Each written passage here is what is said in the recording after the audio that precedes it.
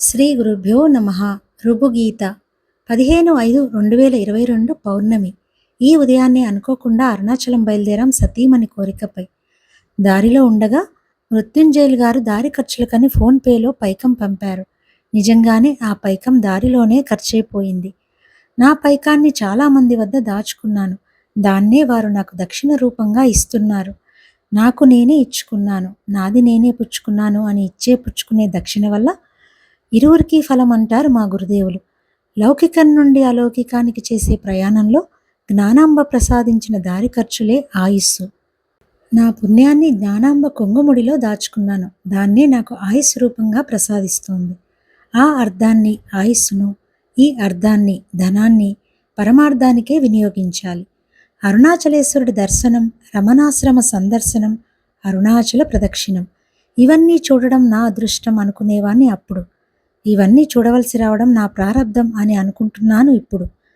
నిజానికి ప్రారబ్ధం, అదృష్టం రెండూ ఒక్కటే అర్థం. రెండూ కంటికి కనబడనివే, రెండూ మన స్వాధీనంలో లేనివే. విషయం ఒక్కటే. పాజిటివ్గా ఉంటే అదృష్టమని, నెగిటివ్గా ఉంటే ప్రారబ్ధం అని వ్యవహారంలోకి వచ్చేసింది అంతే. కానీ రెండూ ఒక్కటే. రమణుని స్థితిని చూసి ఆహా ఓహో అంటాము, కాని వారు మాత్రం ఇది నా ప్రారబ్ధం అంటారు. అందుకే ఈశ్వరుడు వారి వారి ప్రారబ్ధ కర్మానుసారంగా జీవులను ఆడించును అని తల్లికి బోధించారు. ఈశ్వరుడు ఆడే ఆ ఆటలో మనిషైనా ఒకటే, ఋషైనా ఒకటే. ఆ ఆటలో దేవుడు చేసిన బొమ్మ జీవుడు, జీవుడు చేసిన బొమ్మ దేవుడు. యూజీ పుణ్యాన మ్యూజియంలో బొమ్మలకు, దేవాలయంలో బొమ్మలకు అట్టే తేడా లేకుండా పోయింది. మాట వరుసకు ప్రారబ్ధం, అదృష్టం వేరువేరు అనుకున్నా కూడా శివదర్శనం చేసుకోవడం ప్రారబ్ధం, శివుడే తానైపోవడం అదృష్టం. అందుకే భగవత్ సన్నిధిలో గడపడం కంటే నా సన్నిధిలో నేను గడపడం నాకు సుఖం. నమశివాయ జపం కంటే శివోహం భావన గొప్పది. శివోహం శివోహం శివోహం. నేను శివుడను, నేను శివుడను, నేను శివుడను అంటూ సదా స్మరించు, సదా జపించు. శివోహం అని అనుకోకపోతే, శివోహం అని ఉండకపోతే ఈ ఆధ్యాత్మికతకు అర్థమే లేదు. శివోహం శివోహం అని అంటే సాధన, శివోహం శివోహం అని ఉంటే సిద్ధి. అలా అనుకోవడానికి, అలా ఉండడానికి రుభుగీత చాలా సహాయం. రుభుగీత సదా స్మరణీయం. కేదార్నాథ్ ప్రాంతంలో ఓ గురుకులాశ్రమం. గురువు రుభువు, శిష్యుడు నిధాగుడు. ఆశ్రమంలో చదువు పూర్తి చేసుకుని సొంతూరికి చేరుకున్నాడు నిధాగుడు. చాలా కాలం అయ్యాక తన శిష్యుడు అద్వైత నిష్ఠలో ఏమాత్రం నిలబడి ఉన్నాడో చూసి వద్దామని బయలుదేరాడు గురువు. మారువేషంలో ప్రవేశించాడు ఆ ఊళ్ళోకి. ఆ సమయానికి ఆ ఊరి మీదుగా ఆ ప్రాంతపు రాజు మంది మార్బలంతో వెళుతున్నాడు. పట్టపుటేనుగు మీద ఊరేగుతున్న రాజును ప్రజలందరూ ఆసక్తిగా చూస్తున్నారు. ఆసక్తిగా చూస్తున్న వారిలో తన శిష్యుడు కూడా ఉన్నట్టు గుర్తించాడు.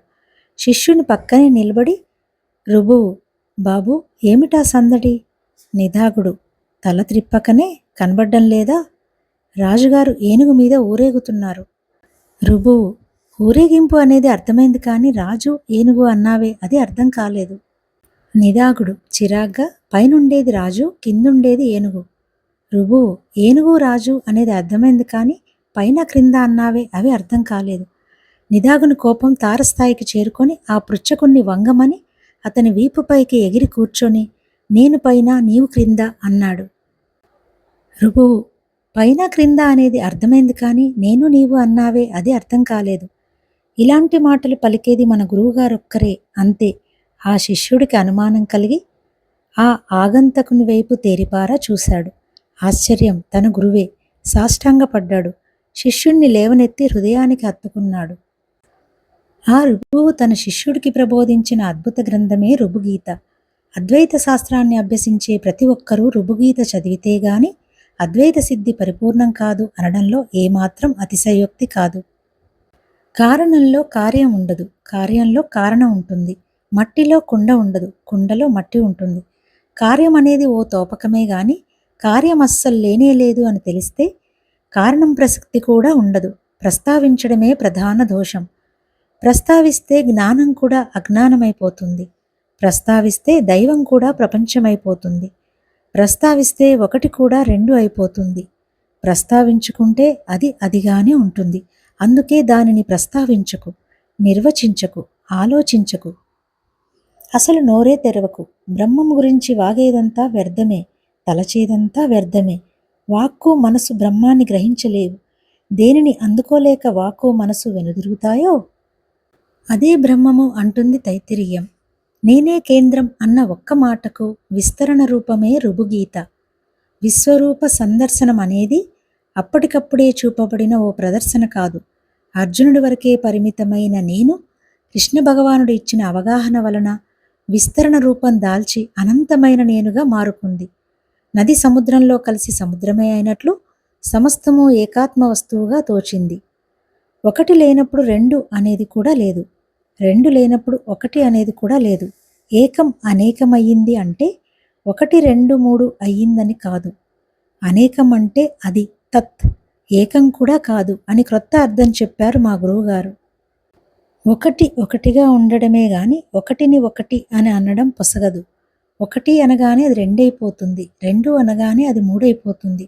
ఒకటి ఒకటిగా ఉండాలంటే నీవు ఊరికే ఉండాలి, పూర్ణం పూర్ణంగా ఉండాలంటే నీవు శూన్యంగా ఉండాలి. నిదాగా ఉన్నదెల్లా బ్రహ్మమే అన్న నమ్మకంతో ఉండు. అనాత్మ అంటూ ఏమీ లేదు. మనస్సు అనాత్మ కాదు, సృష్టి అనాత్మ కాదు, అనాత్మగా ఏమీ లేదు. నాకు ప్రభువు లేడు, నేను బ్రహ్మమును. ఈ ప్రపంచం సృజించబడలేదు, తనకు తానుగా నిలవదు. ఇదొక చిత్రపటం, ఇదెప్పుడూ అసత్యమే.